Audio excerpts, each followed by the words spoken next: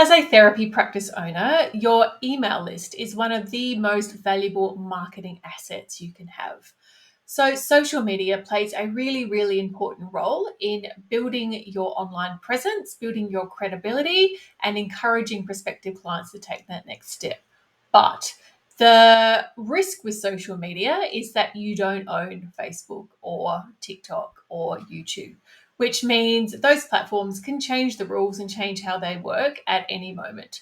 One thing that you do have control over and that you own is your email list. So I recommend you investing a lot of time, as well as on social media, into building your email list. So that's things like having a tick box on your contact form so people can subscribe to your newsletter, adding to your website what is often referred to as a lead magnet. So that is where you can create a really valuable resource.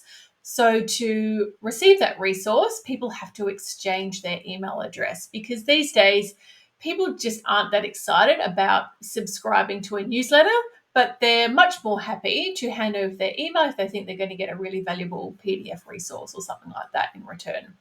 So the idea is to capture these emails, and then they go onto your newsletter subscription list, and then you can send out a newsletter at least once a month where you're normally using your blog article, so you can repurpose your blog article. So write a one blog article a month, use that blog article for your newsletter, and slowly over time build up your email list. It takes a while to build your email list, but it plays a really important role because it's that reminder every month. Hey, remember me, remember my services, remember how I might be able to help.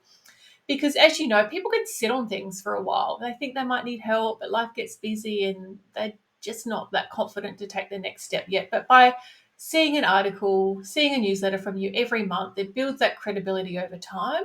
And it means that when they are ready to ask for help, they're going to be much more likely to ask for help from you. And it's also good for previous clients as well, because it just can also keep you front of mind with them, that they might be finished with treatment for now, but maybe in 12 months' time, when they decide that, things are, a bit stressful again, that they decide to reach out and think of you because they've been receiving your really valuable newsletter every month for the last 12 months.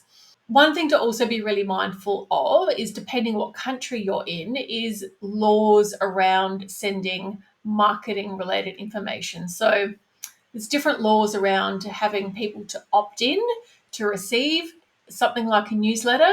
Even if the law doesn't require you to do it, I always think it's best practice, because you don't want to be sending someone a newsletter who hasn't actually asked for it. So always make sure you opt in. If you've got lots of previous clients that haven't opted into a newsletter, then you can email them or ask current clients when you're seeing them next to see if they're happy to be added onto the newsletter list.